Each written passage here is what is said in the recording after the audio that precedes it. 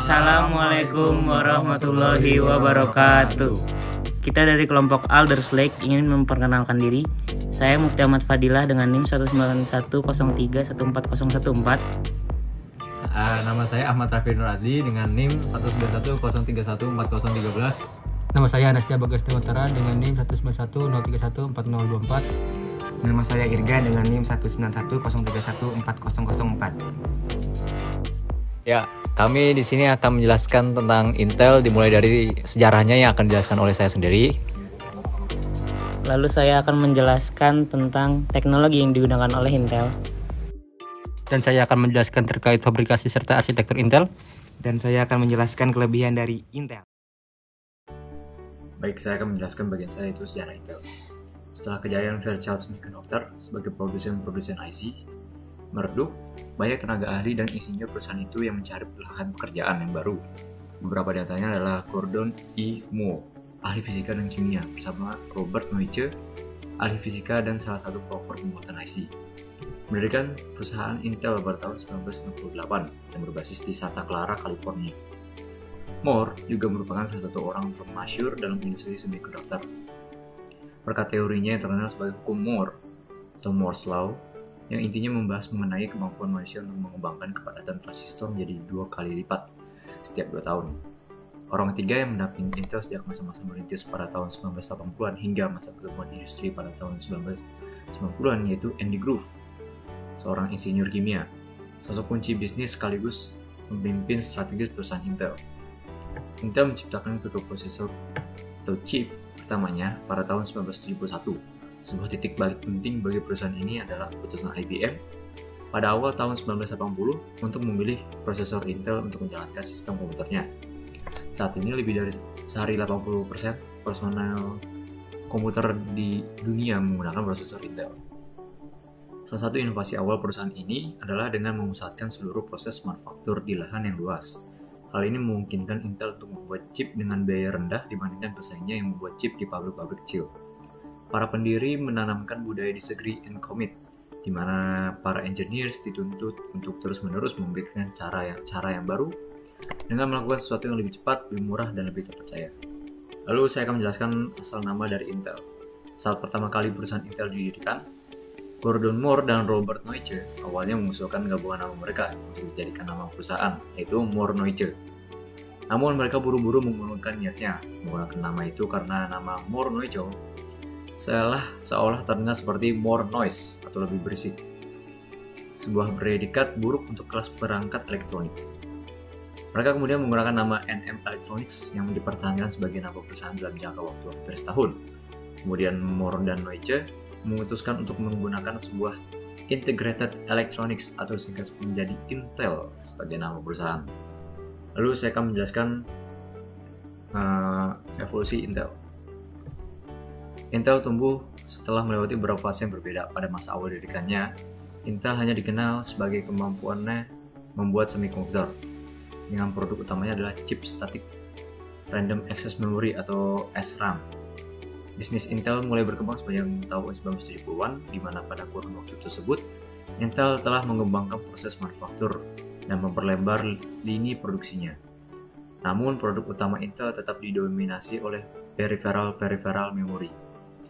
Setelah Intel menciptakan prosesor pertamanya pada tahun 1971 dan salah satu dari mikrokomputer pertamanya di tahun 1972, bisnis Intel lebih didominasi oleh produk chip Dynamic Random Access Memory atau DRAM.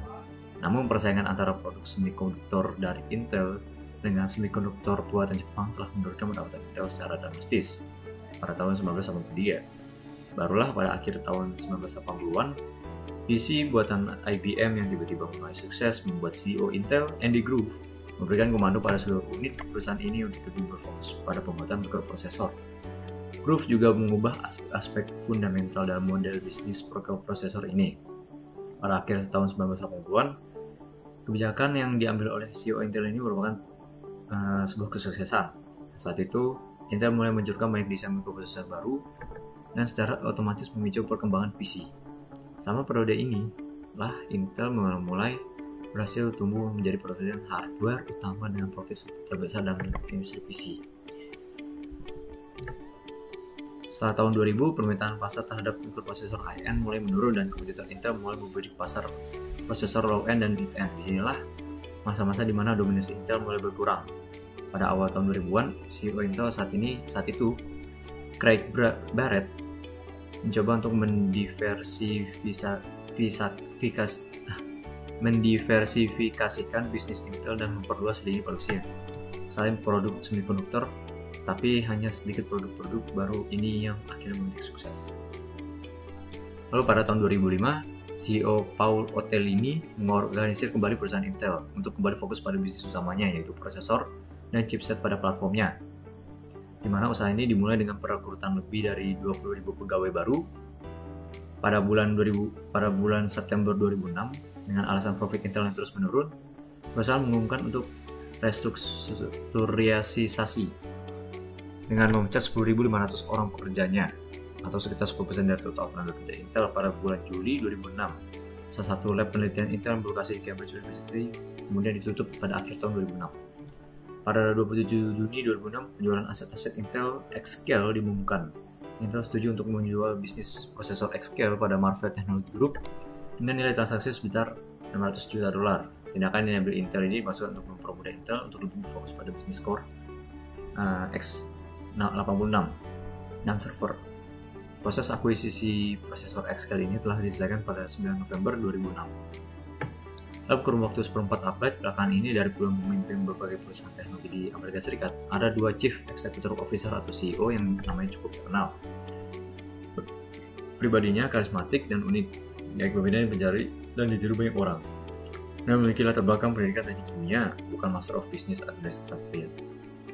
Satu dari 2 orang CEO itu adalah Andy S. Grove, mantan CEO perusahaan pembuat dan pemasok chip mikroprosesor di Intel Group.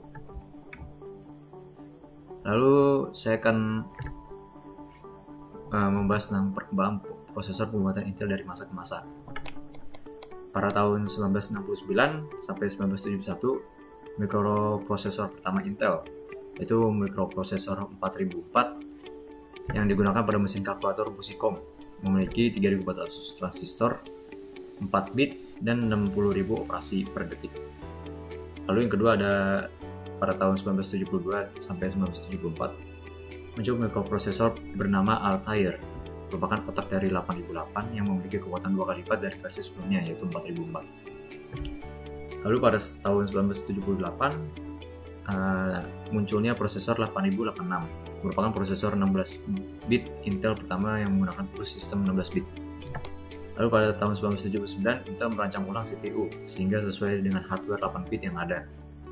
Visi pertama, yaitu pada tahun 1981, menjadi CPU 8086, yang merupakan CPU 16 bit, tapi secara internal. Lebar bus data eksternalnya hanya 8 bit, sehingga kompatibel dengan hardware yang ada.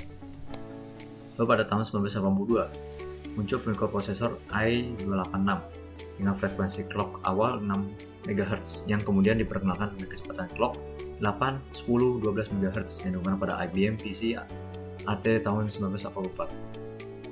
Pada tahun 1985, mikroprosesor Intel 3086 telah dibuat, yang merupakan CPU 32 bit pertama. Lalu pada tahun 1989, Intel 4086 merupakan mikroprosesor dengan 1 juta transistor pertama, dengan clock mencapai 100 MHz, dipasarkan hingga pertengahan tahun 90-an. Lalu ada pada tahun 1993, generasi selanjutnya i586 atau lebih dikenal dengan Pentium 1, memiliki 3 juta transistor dan memiliki bug paling parah sepanjang sejarah.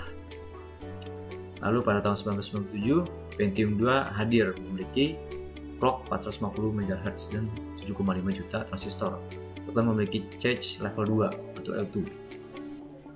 Lalu pada tahun 1998 muncul prosesor Celeron, yang merupakan varian lain dari Pentium 2, namun tanpa adanya L2. Dikenal sebagai Pentium 2 Celeron. Lalu pada tahun 1999, hadirnya Pentium 3, datang dengan slogan Internet Streaming Extension, didukung dengan 44 juta transistor. Lalu pada tahun 2000, Pentium 4 lahir dengan clock mencapai 3,8 GHz dan mampu menjalankan perintah jauh lebih banyak dari sebelumnya. Pentium 4 memiliki varian lain, yaitu Pentium 4 Hyper-Threading. Lalu pada tahun 2002, prosesor Titanium 2 adalah prosesor 64 bit dengan clock maksimum 1 GHz, memiliki 221 juta transistor. Prosesor ini tidak sukses di pasaran, bahkan namanya harus tidak pernah dikenal. Lalu pada tahun 2003 ada Pentium M, ditunjukkan untuk notebook. Pentium M diciptakan untuk menggantikan Pentium 4 pada notebook karena boros daya dan merampingnya transistor hingga 77 juta transistor. Lalu pada tahun 2005 digabungkan kinerja hybrid threading dengan penggunaan daya ala Pentium M, maka terlahirlah prosesor dual core yang memiliki clock maksimal 2 GHz.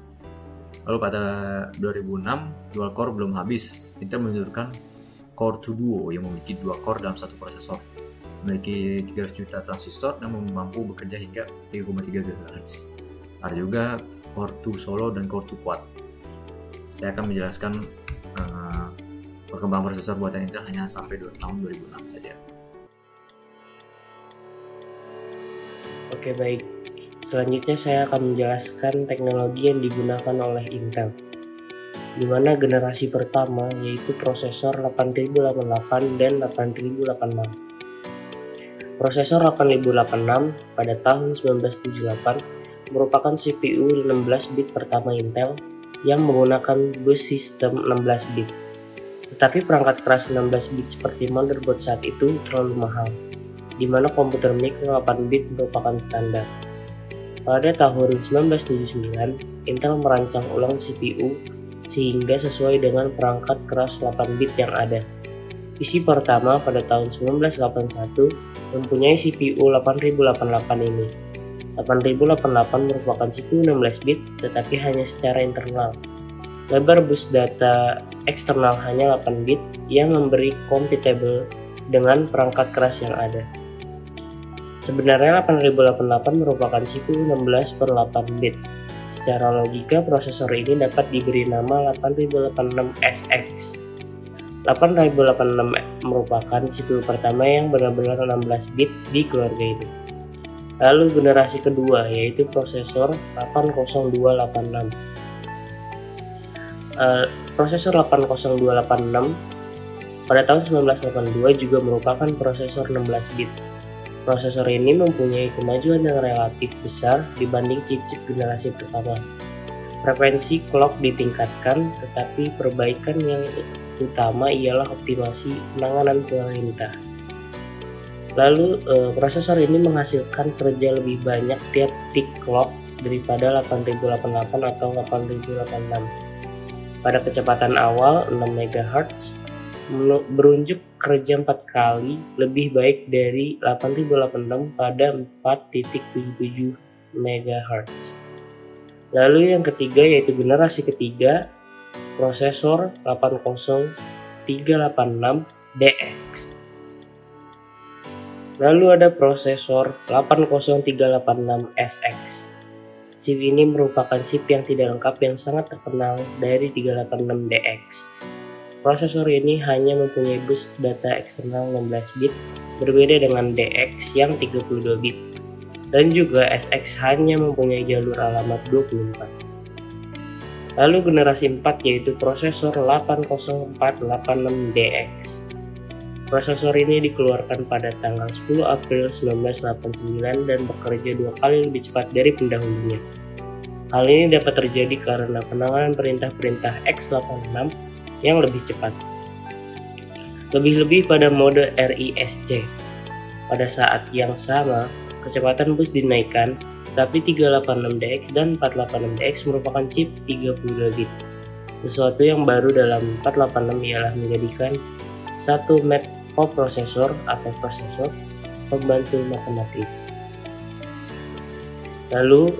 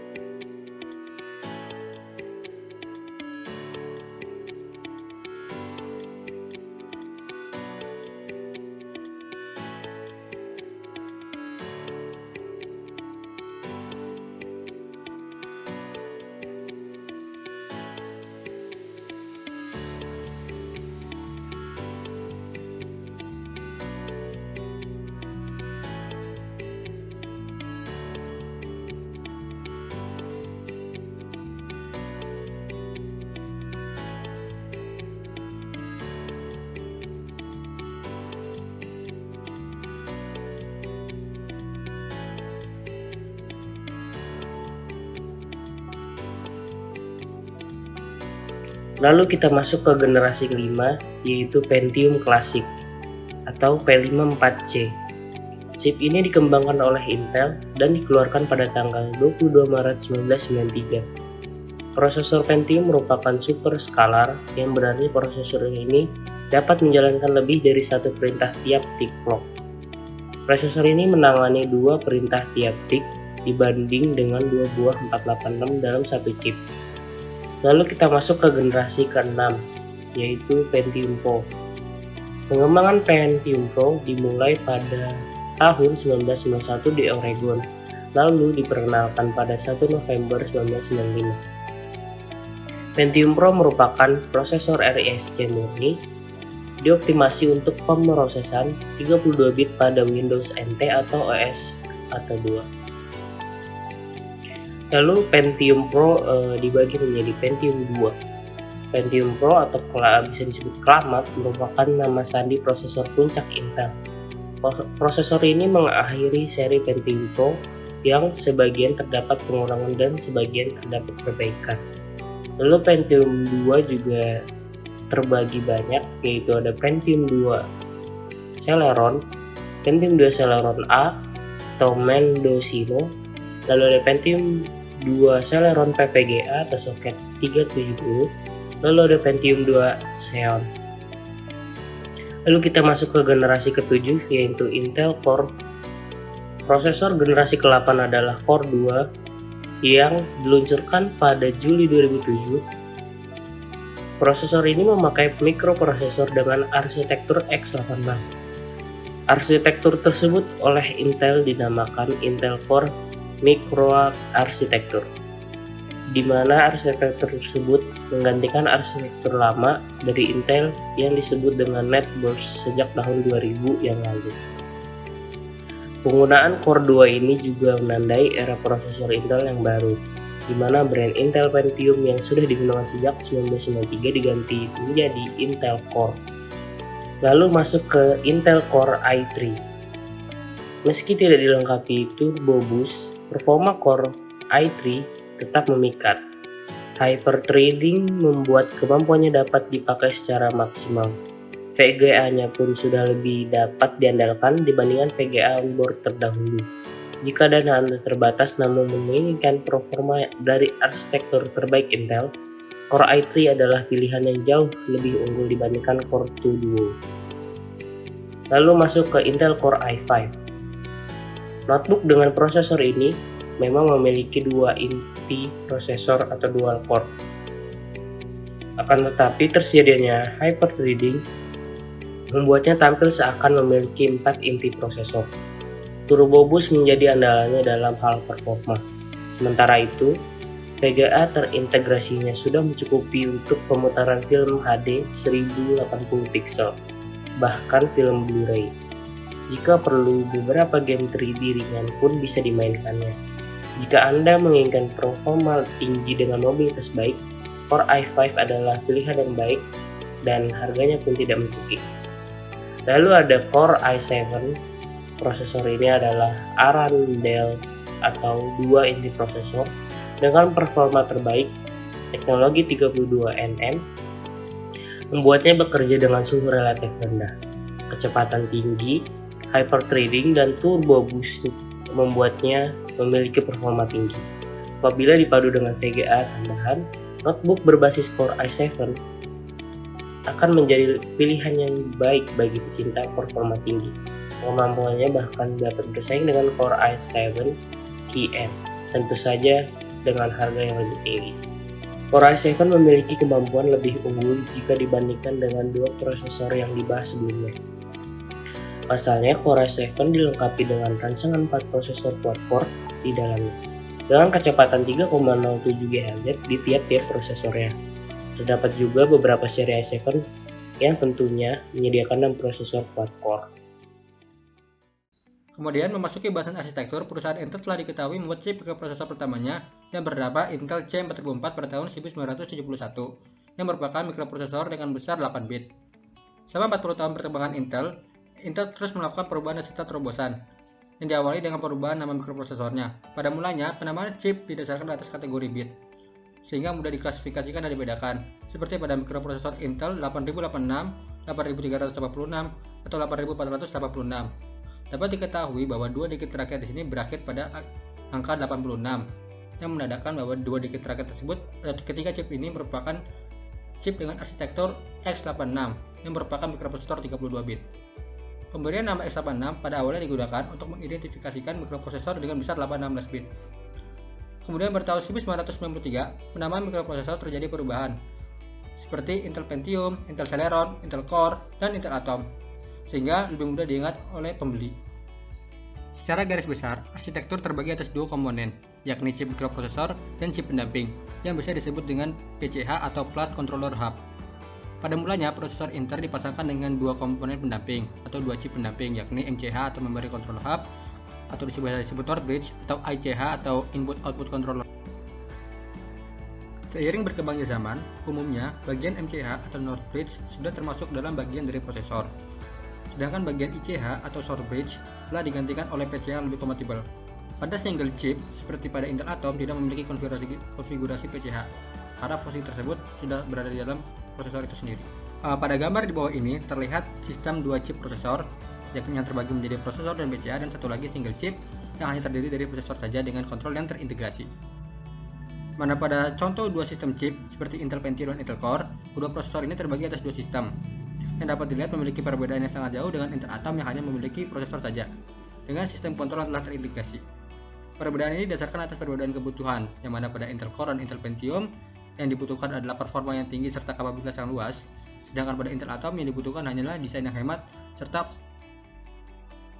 pada komponen arsitektur seperti Intel Core i7 47770S dengan generasi keempat yang memiliki 4 independen CPU core, 2-way multithreading per CPU core, 2 channel DDR3 DRAM, integrated LLC, dan Direct Media Interface atau DMI yang menghubungkan prosesor dengan PCH.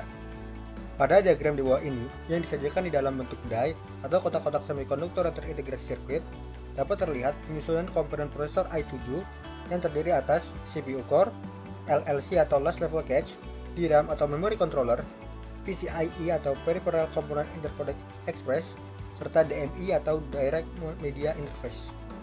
Yang pertama ada prosesor core yang mampu memproses computing dengan sistem simultaneous multithreading yang mampu memproses tugas banyak secara bersamaan.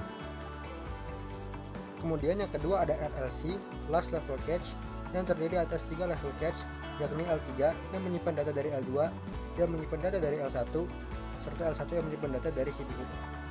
LLC ini memiliki fungsi yang sama seperti RAM, tapi memiliki kemampuan prosesor yang lebih cepat, serta memori yang jauh lebih dikit.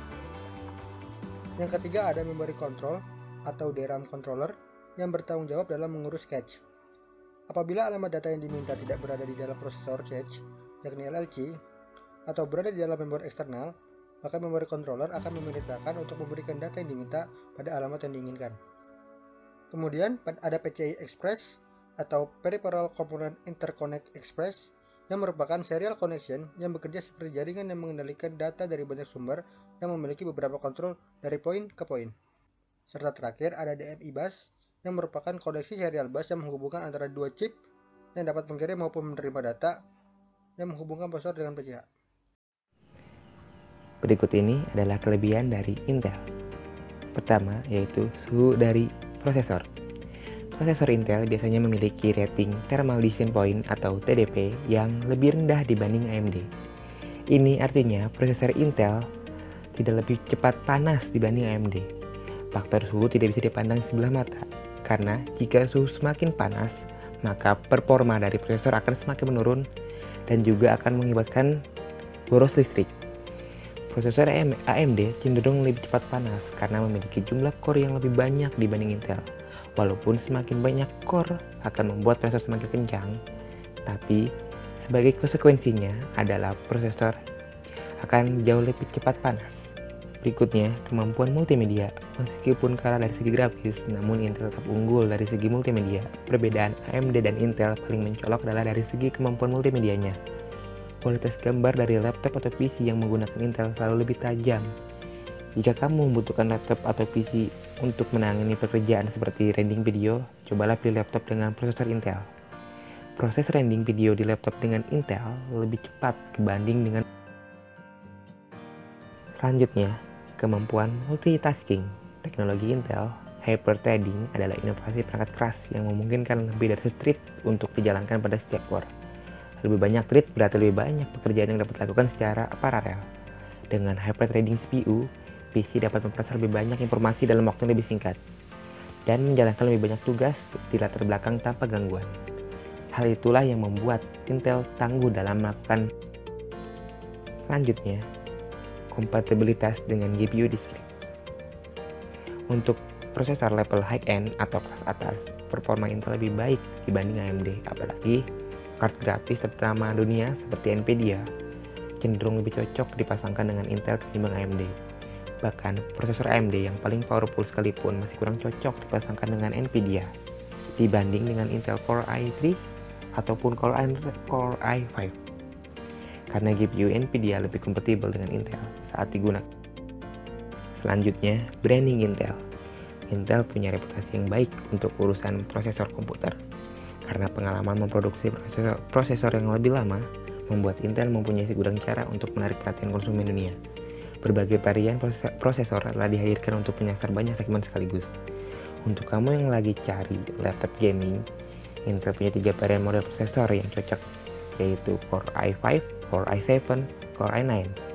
Varian Intel Core i9 mempunyai spesifikasi yang paling tinggi dibanding varian lainnya. Prosesor ini cocok untuk hardcore gamer dan penggiat PC yang membutuhkan performa tinggi untuk gaming. Berikutnya, clock speed tinggi. Walaupun dengan fabrikasi 14 nanometer, Intel mampu mengoverclocking chipset mereka hingga 5 GHz lebih. Bahkan untuk seri Intel tertinggi sudah mampu memiliki boost clock hingga 5 GHz tanpa harus melakukan overclocking. Hal inilah yang dapat menyaingi AMD dengan jumlah core mereka yang banyak. Berikutnya, gaming incentive CPU. Meskipun secara grafik Intel kalah, namun untuk jenis game yang CPU intensif, Intel dapat mengungguli AMD karena Intel memiliki boost clock yang tinggi untuk single core, di mana mayoritas game masih menggunakan single cores pada sistem mereka. Ya, itu adalah kelebihan-kelebihan dari Intel. Sebenarnya masih banyak lagi kelebihan-kelebihan dari Intel yang tidak dapat dijelaskan di sini. Secara keseluruhan, Intel mempunyai performa yang lebih baik. Intel bukan hanya menonjol dari satu sisi saja, tapi Intel berimbang secara keseluruhan. Hal inilah yang membuat banyak orang lebih memilih Intel karena mempunyai performa yang lebih berimbang.